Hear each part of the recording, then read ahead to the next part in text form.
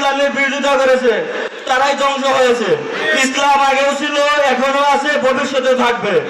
কিন্তু যারা ইসলামের বিরোধিতা করেছেন তারা লাঞ্ছিত হয়ে, অপমানিত হয়ে দেশ থেকে বিতাড়িত হয়েছেন, পৃথিবী থেকে বিতাড়িত হয়েছেন। আপনারা জানেন ভাই, বাংলাদেশের সবচেয়ে মাধ্যম সংগঠন হচ্ছে বাংলাদেশ জামাত ইসলামী ও ইসলামী ছাত্র শিবির। এমন কোন অত্যাচার নেই এই সংগঠনের উপর করা হয়েছে। বাংলাদেশ জামাত ইসলামীর প্রথম সারির 5 জনকে হত্যা করা হয়েছে।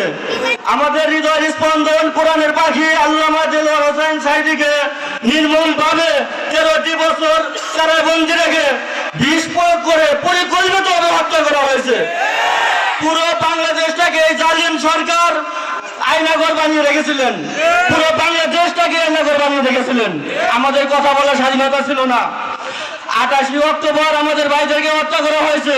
পিলখানায় বাংলাদেশের সেনাবাহিনীদেরকে হত্যা করা হয়েছে।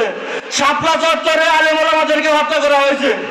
সম্মানিত ভাইরা, এত কিছুর পরেও এই বাংলাদেশ জামাত ইসলামীর আগের চাইতে এখন জনশক্তি বাড়ছে, দিনে দিনে বাড়বে।